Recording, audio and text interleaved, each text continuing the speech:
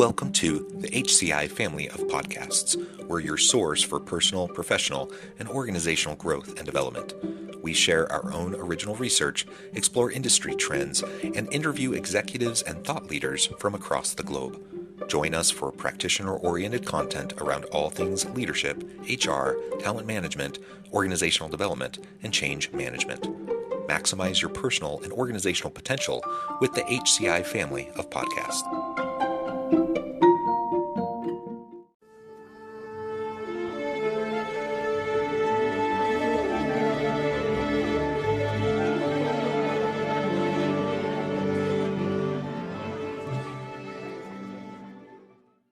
Kevin Eikenberry, welcome to the conversation today. Jonathan, it's a pleasure to be with you. We had a little trouble making this happen, but here we are. And by everybody, those problems were mine, not Jonathan's. So, man, I'm glad to be with you. You know, you got to be adaptive, right? There's things happen and technological things happen. And I'm glad we were able to get this rescheduled and have this conversation because it's a topic that I really kind of care about and think about and talk with people about. We're going to be talking about why return to office plans are failing and what companies should be focused on instead. And that's not to say that it's inappropriate to have people return to the office. I think as we were talking in the pre-interview, it just, do you have a purpose? Do you have a reason behind it? Is there a strategic foundation behind it, or is it just kind of your preference? I've seen a lot of senior leaders kind of leaning into just their preference and then making these mandates, and that can be problematic. And so we'll explore this, and I think it'll be a really fun conversation. Kevin is joining us from the Indianapolis area. I'm south of Salt Lake City in Utah.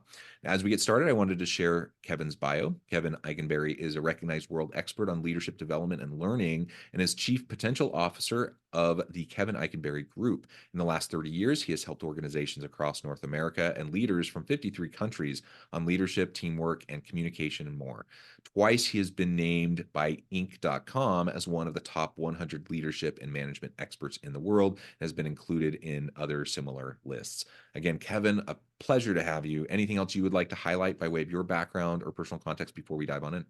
Well, I mean, so glad that you read that bio that my mother wrote. I'm happy to hear that. But I will say that probably the reason that I'm here, beyond all that stuff, I'll say two things. One is, along with my co-author Wayne Trammell, we've written 3 books all about this remote long distance thing: long distance leader, long distance teammate, and the long distance team. And so, and maybe more important than all that, Jonathan, is that I've been leading a remote team for over a decade. So.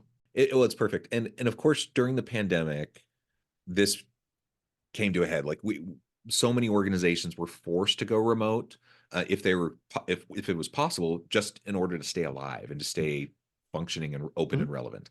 And so many organizations that may have been hesitant to lean into remote or hybrid work were forced to over the course of the pandemic. And I think many people figured it out. Certainly, there were studies that looked at people's preferences of work modality pre-pandemic, during the pandemic, post-pandemic. And it was a really interesting shift in preference and perception of workers. And long story short, basically, people became much more comfortable with remote and hybrid work during the pandemic because they were kind of forced to figure it out. What's interesting is that many leaders in organizations, didn't quite have that same adjustment and same transition. And as restrictions lifted and as public health allowed, more and more people wanted their workers to come back to the office. And this happened amidst this dynamic where people realized, oh my gosh, like the flexibility and the freedom involved with remote work and like being able to live anywhere and not having to commute 2 hours a day and, blah, blah, blah, like all these benefits that people recognized after having, a taste of it, they didn't necessarily want to go back to work. So all of this has been influenced heavily by didn't want to go back to the office. We got to make sure we're not saying they want to go back to work. They were working. Let's hope. To a physical workplace in the office. Yes, absolutely. And so while this has been shaped largely, at scale because of the pandemic, you make an important point. This isn't new. Like remote work, hybrid work has been happening for forever. You've been running a fully remote team for over a decade. You said, I know people who have been working remotely or been running remote companies and remote teams for decades. And you can go back in time and, even 4 or 5 decades ago, there were jobs that were remote jobs, telecommute jobs, Well, and and lots of lots of salespeople, sales, right? obviously. Yeah, Yep. absolutely. And And let's so go back this, even further. yeah, Genghis Khan, exactly. And so Genghis the point Khan is, managed half of the, led half of the yes, known world and never had a WebEx meeting, never had a Zoom call. that's right. And so the point is, let's recognize that, yes, is this more at the forefront of people's minds, and does it impact more people today than it did pre-pandemic? Absolutely. But these are all dynamics that have been in existence, and we've been trying to figure out how to utilize existing technologies as they're emerging over time. There's new tools to help us do it better, more effectively. All of that's true. So then it raises the question, why all of these return to office mandates that we've been seeing in recent months and in the last year or so? And does it make sense? Is it the right move? And obviously, the answer is it depends. Is it the right move? It depends on the organization. It depends on what you're doing, what your product or service is. It depends on the type of work your people need to do. It depends, certainly. And ultimately, I think, both just want to advocate for people to have thoughtful conversations around what work can and should look like within your organizations, and then make a plan around the mix of in-person office versus hybrid versus remote work. So that was a lot. I kind of went on my little rant there. So I'm going to pause and give you a chance, like, from your perspective and the work you've done and the books you've published. Why do you see return to office plans, as sometimes lacking, even failing? And what would be a better focus for leaders? Well, there's a lot here we can talk about. And one thing I would say is that because of the pandemic, because of all of that, and because we've been moving in the direction of a more distributed workplace, as you said, for a long time. But for society to sort of shift its view of work takes about 70 or 80 years. We could go back and talk about, in the mid 1800s, you worked 6 days a week, and you worked Yeah. 12, 14 hours a day. You worked daylight till dusk, all that stuff. And now we have always thought of work as 8 to 5, 40 hours a week, 8 to 5 Mhm. for most, but 40 hours a week. And if you didn't work that way, you immediately said, well, but I work swing shift, or I work every other weekend, or what, Right. our society has viewed work around going to a place to do it in a certain time window. And so even though we didn't get from 6 days a week, 12 hours a day to 5 days a week, 8 hours a day, even though they started testing it in the 1860s and 70s, we didn't get there till the Depression, to where that was like really the way it was done.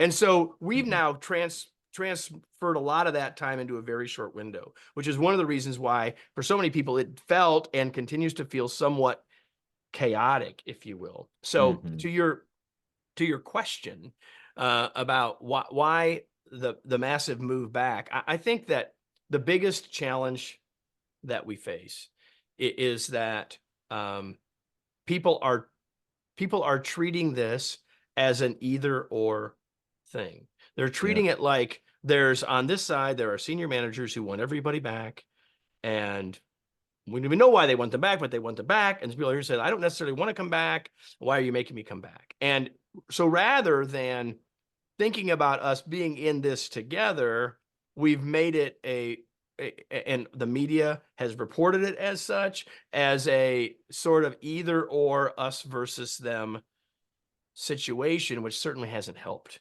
Right. So one of the things that I've said to lots of folks who said, I don't understand why senior leaders want to bring people back. I said, well, there are lots of possible reasons, but let me tell you one of them right now. Those people were successful in a world of work that looked like everybody was around.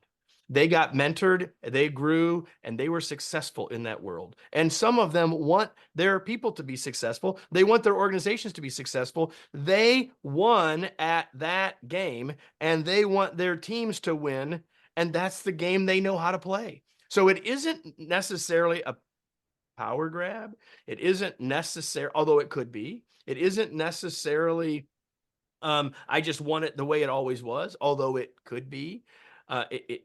It could be related to organizations wanting to support their downtowns and bringing people, like there's some civic, like my point is there's a bunch of stuff here, and it doesn't help when people start to pit one answer versus another.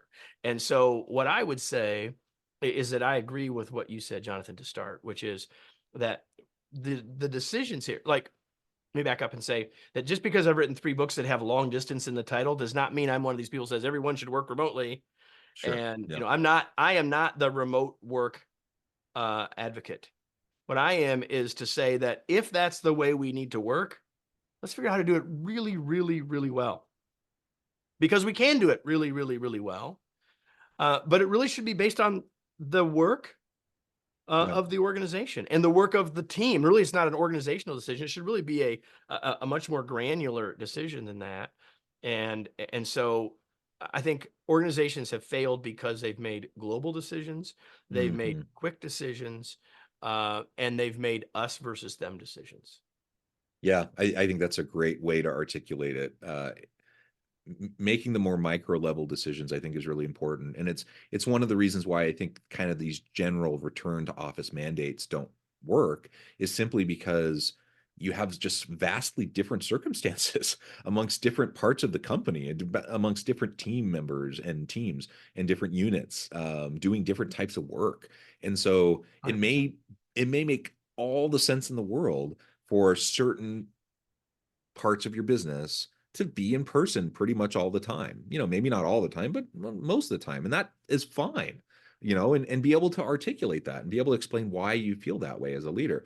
But to say that everyone uniformly just needs to be back in the office, a lot of times, there may be nuanced, complex sets of reasons like you described. And a lot of times, though, at least it's perceived from the worker as being, oh, this is just my boss trying to control, trying to just do what they're comfortable with, not adapting to the times, blah blah blah. You can fill in the gaps with whatever thing that people are thinking, and ultimately it doesn't really even matter what the leader's real justification is, because the perception is going to win the day if you're not communicating effectively what the actual reasons are, right? Yeah, 100%. So I've helped a lot of leaders craft their communication about whatever their decision was, hybrid, whatever, return, whatever. And I've been in the room on client sites when those decisions were announced. And in fact, in one case where I had nothing to do with what that communication was going to be like, but I was sitting with a group of leaders because I was delivering a workshop. And they had this town hall meeting for leaders in the middle of it. So we stopped and we watched this. And one of the mistakes that those leaders made, and one of the mistakes that a lot of leaders have made in this communication, is they haven't talked enough about the why. Why are we bringing people back? They've talked a lot about, well, I've already been back and it's really not so bad. I'm kind of used to it again. I kind of missed the commute, like all that stuff. Like that all rings very hollow if we don't start more with what's the business case here, right? And I think we're in definite agreement that it's a mistake to make this decision globally. It's a mistake to make this decision across an organization, but it's also a mistake to assume that everybody wants to work at home, because they don't. Right. Some Yeah, people that's are ready to be absolutely back true. in, really want that 2 days a week, 3 days a week in the office. Really, actually, I talked to someone just the other day that says, man, you know what? I actually am enjoying my commute because I have a break between when I'm at work and when I'm at home. And people forgot what that was like when all you're doing is walking through a doorway into the rest of your life. And so like the right answer for everybody and for every team is situational. And you said it early, it depends. And we should stop creating policy and start creating pilots and trying stuff and looking at it. And I think the location isn't even the only part of this equation. Right. The time of day is a part of this equation, and the nature of are people 40-hour employees? Are they 30-hour employees? Is it okay for people to work a different time of day? All of those things. I believe the future of work is actually flexible. The word for us to think about here is flexibility, rather than trying to come up with what the new right answer is, because none of us know what that Yeah, is. I completely agree with that. Flexibility, just learning to be flexible, I think is important. And I agree. Like I'm all about flexibility and having some of both. There are times where it's super helpful and convenient for me to be able to be at home for a variety of reasons. But I also like going into the office. And I like interacting with my colleagues. And I remember it's been a hot minute because I actually my main gig is I'm a university professor. I live a mile from campus. I don't have a commute. It like takes me 5 minutes. I could walk here in 10 minutes if I wanted to. And so, I don't have the commute, but there was a time where I did, and I had about an hour each way. And you're absolutely right. When that went away, on the one hand, I'm like, oh my gosh, I get all this time back. On the other hand, I was really sad about it because all of a sudden, I read a lot of books. I would commute on the express bus, and I'm like, I read a lot of books commuting, and I was like, Couple treasured a week, time. right? A couple a week. Yeah, Unbelievable, right? yeah, it was tremendous. And when that went away, all of a sudden my book reading went way down, not because I didn't want to, it's just because that time got sucked into other things, Exactly. right? Exactly right. And so, yeah, absolutely, just remembering that people have different preferences. I think why people like remote work is primarily because they like the flexibility, not necessarily because they just hate going into the office. They just like the flexibility because life is messy and busy, and you have to do lots of different things and juggle, and they like the flexibility. So recognizing that, I think, is just really, really important. As you're talking to, I'm thinking about different life stages. So I've had different times in my life where it was way more helpful for me to have more opportunity for flex work and remote work. Whereas now, I have 6 children. When I was going through like those years of my wife and I having children and taking care of the kids, flexibility ruled the day. Like we wanted as much flexibility as we can get. Now my youngest is 10. My oldest 2 are in college. Kids are in school all day. Like I don't need the same level of flexibility that was really important to me 10 years ago. And I really crave being in the office because I don't need that flexibility. So just recognizing life stage matters, a variety of different factors are going to impact whether or not people want one thing or the other. And if you can, have some sort of flexibility, have a hybrid approach, I think that's going to win the day for most people. Here's a lesson that I think many leaders learned during the pandemic that I hope we haven't forgotten. And I'm going to connect it to what you're saying. One of the things I said a lot during the pandemic to leaders is remember that what your folks are experiencing is not, we're all experiencing a pandemic. But how we're experiencing it is very different based on life stage, based on 100 factors, based on how we feel about the vaccine and the issues itself and how it's impacting the rest of our lives and the ages of our parents, if we have parents, the ages of our kids, and 100 other things. Like everyone was having a similar experience and was having a very different experience at the same time. And I think many leaders figured out that they needed to be more empathetic, and they figured out how to listen and understand those differences. And what I'm suggesting now is that don't forget that lesson, because that's still true.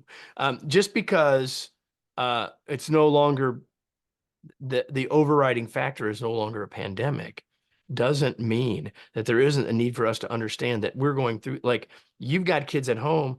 My kids are 31 and 26. Like, they ain't home. Right. And I don't have that. I'm in a different spot than that. Right. Yeah. And so I have people on my team during the pandemic ranging from 30 to over 70. Like, they're all in a different spot.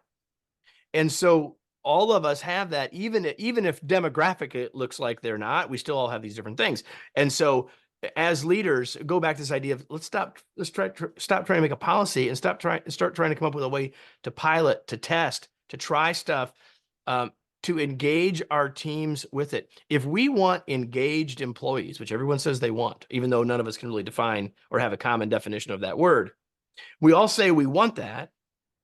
And yet on these big, important issues, if we're not engaging them in it, why can we expect them to be engaged in other situations? It makes no sense to me. Yeah, yeah, absolutely. Very good.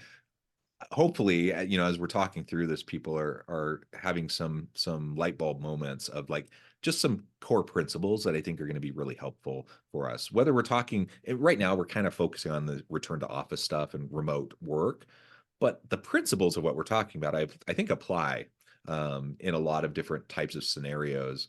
Yeah. So let's keep those in mind. I think that will be really helpful.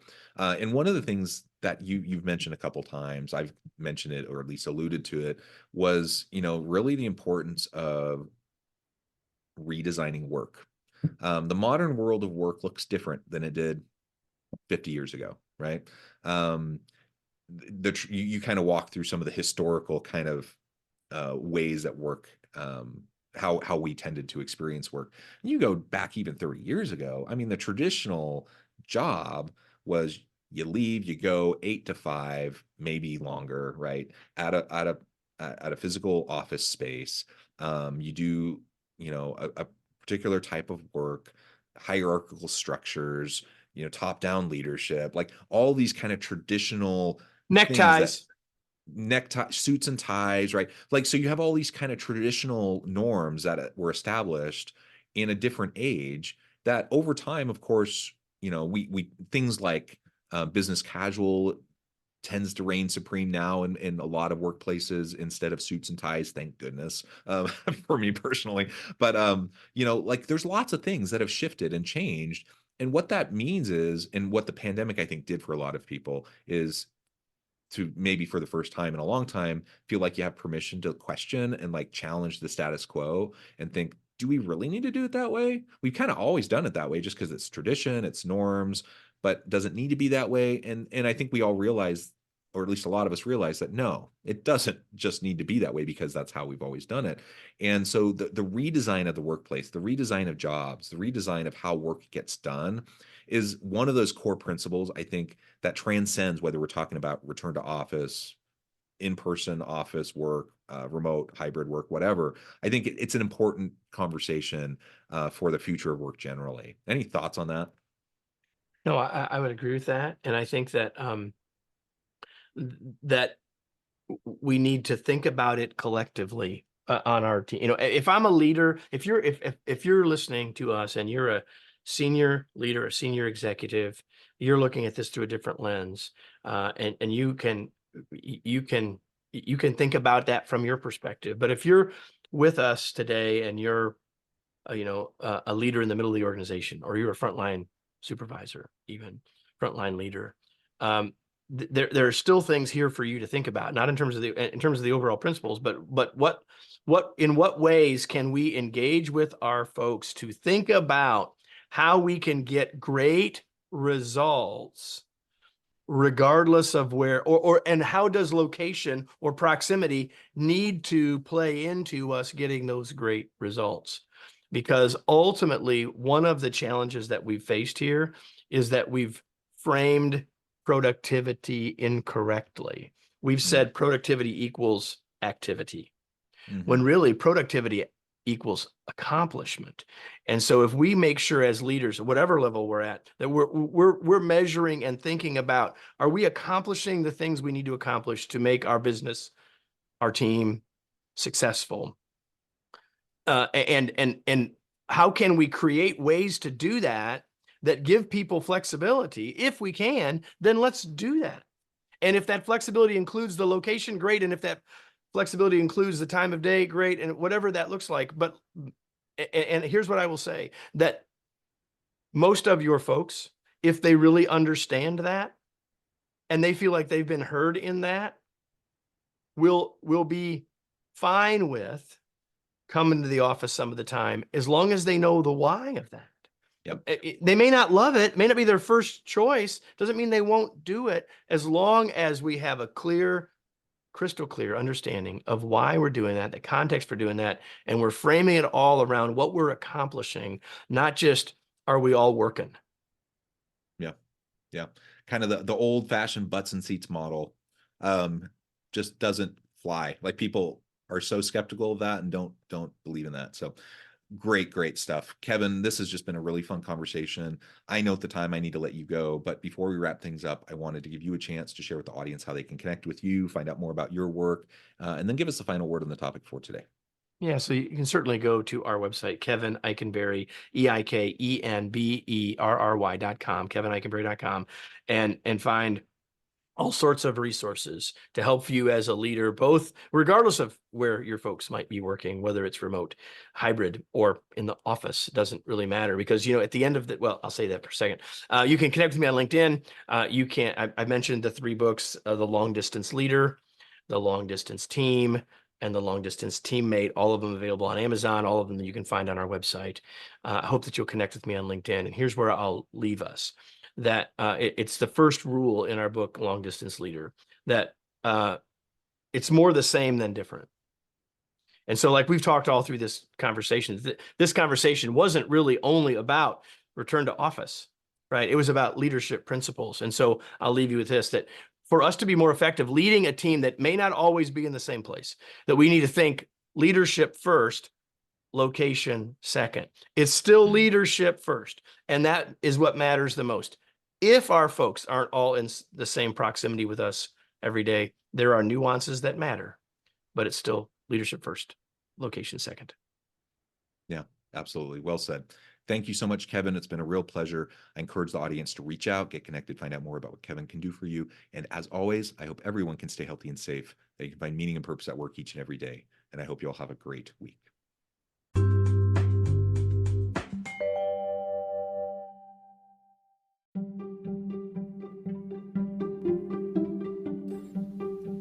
Thanks for joining us for this episode of the podcast. We hope you stay healthy and safe, and please join us again soon.